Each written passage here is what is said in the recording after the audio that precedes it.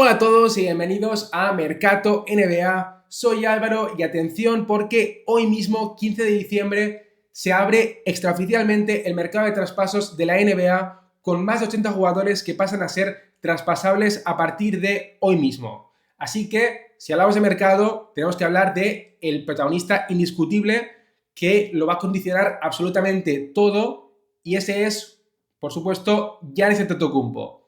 Y es que aún no tenemos petición expresa de traspaso por parte de Giannis, pero los constantes rumores, el ruido y la delicada situación de los Bucks en estos momentos nos invitan a pensar que una eventual salida es prácticamente inevitable.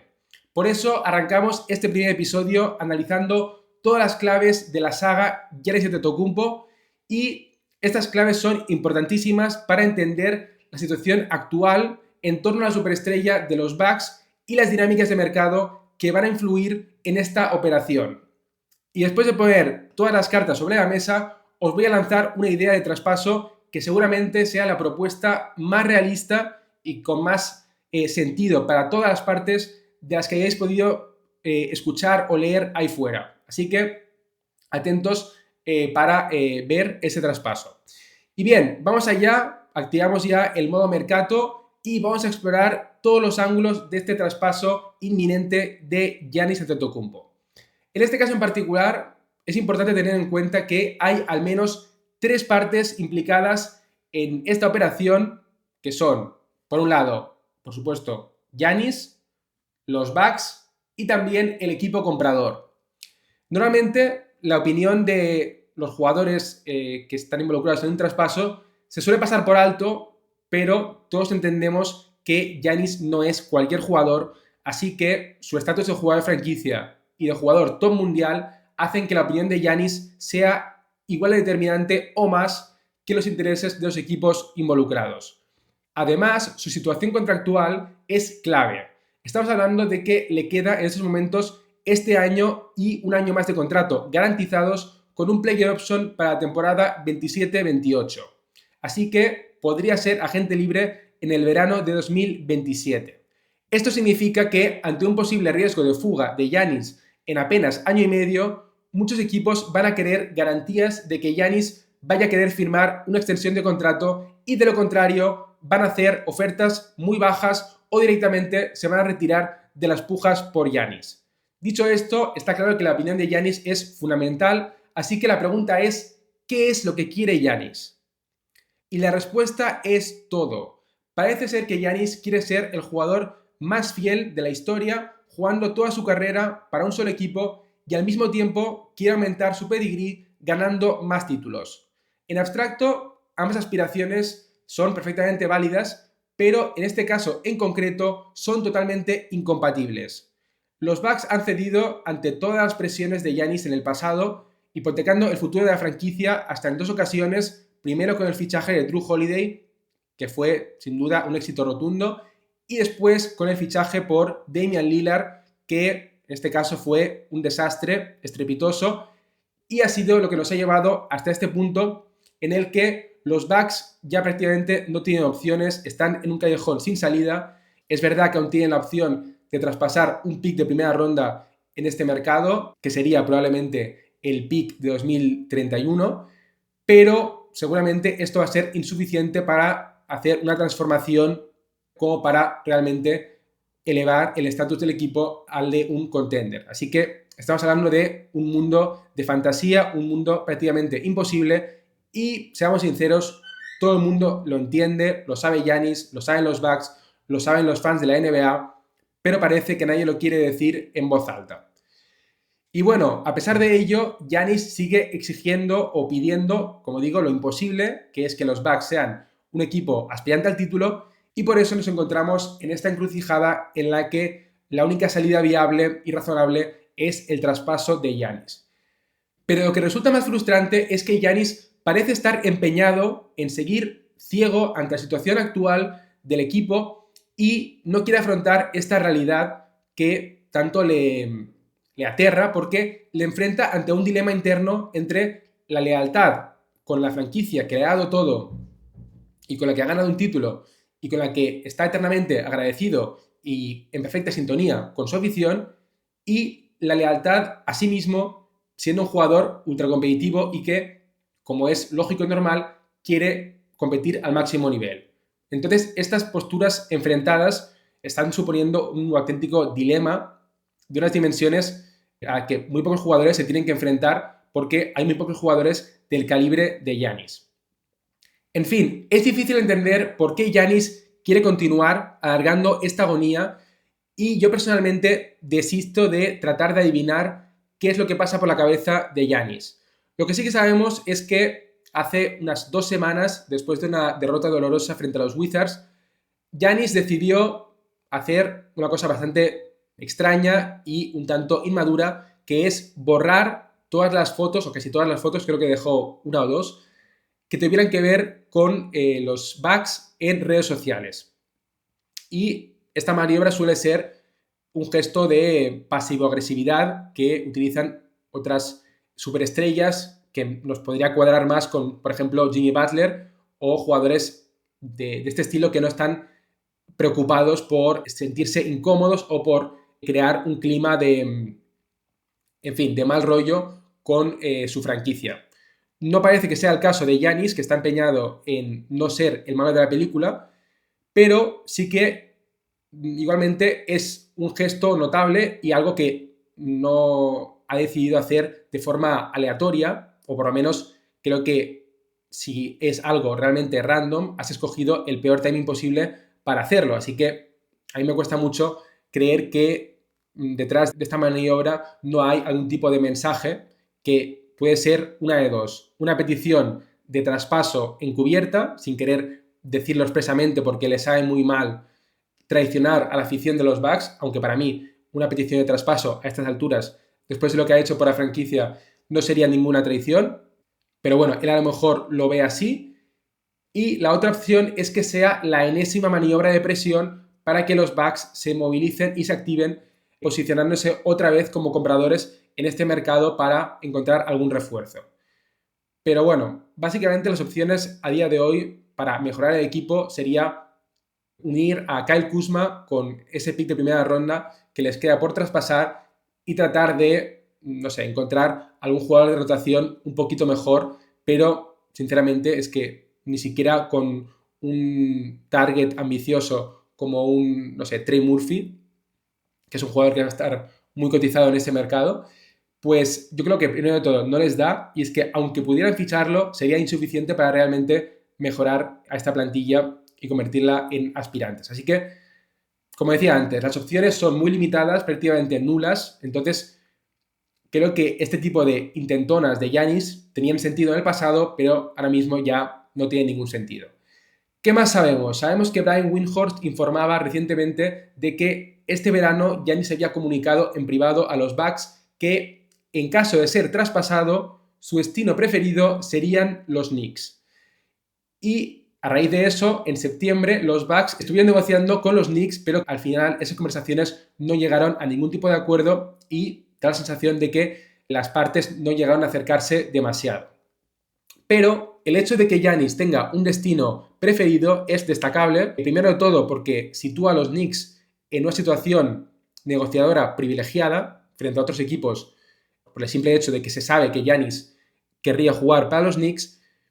aunque ojo con esto porque los Bucks no están ni mucho menos obligados a ceder ante los deseos o las posibles presiones de Giannis, cosa que ya vimos con la salida de Damian Lillard de Portland,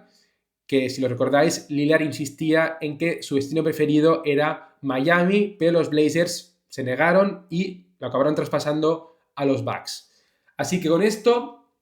pasamos a hablar ahora de la segunda pata de esta operación, que son los Milwaukee Bucks. Los intereses de los Bucks son el factor que, en mi opinión, todo el mundo pasa por alto cuando inventa posibles traspasos por Giannis. Y esto es porque la mayoría de fans de la NBA se ponen en la piel del equipo comprador, que acostumbra a ser el equipo del cual son fans y por lo tanto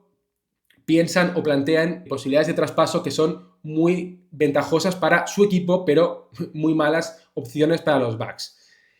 Así que tenemos que detenernos a pensar en cuáles son los intereses de los Bucks. Y bueno, antes de entrar en los detalles, quiero decir que en mi opinión, los Bucks tienen muchas más ganas de traspasar a Giannis de lo que la gente se piensa.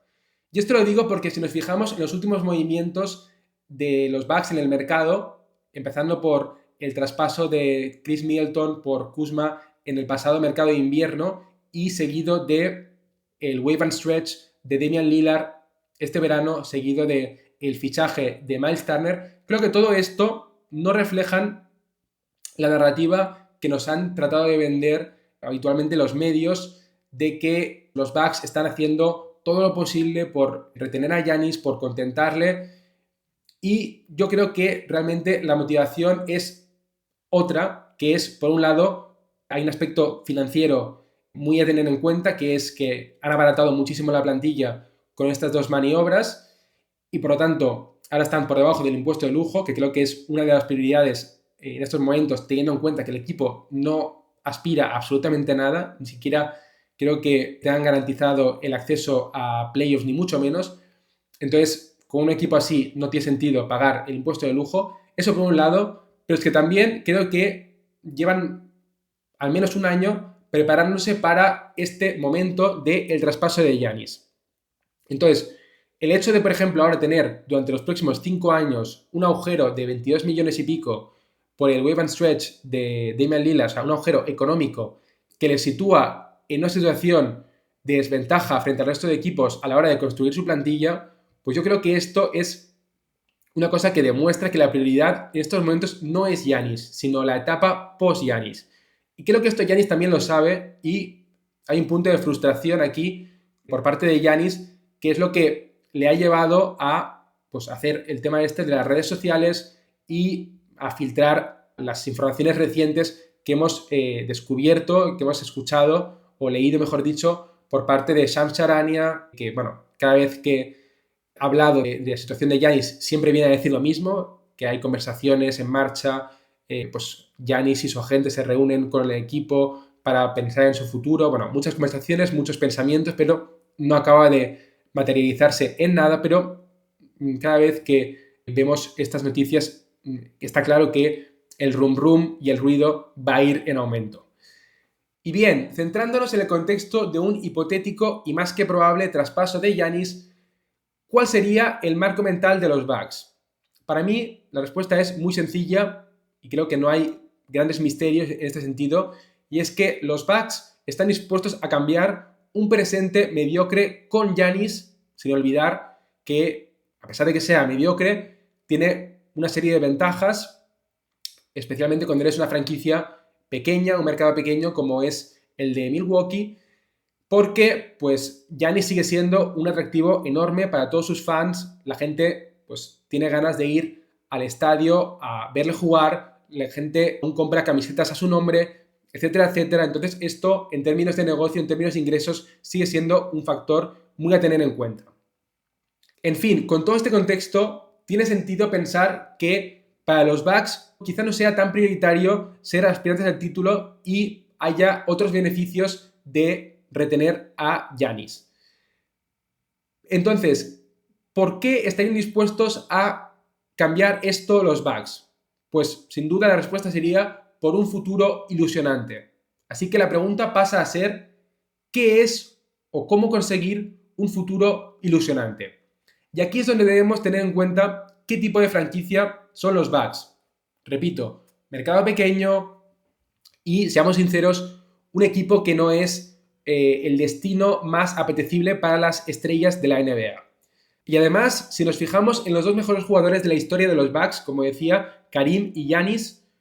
si os fijáis cómo llegaron a los Bucks, no fue vía traspaso ni agencia libre, fue mediante el draft. Así que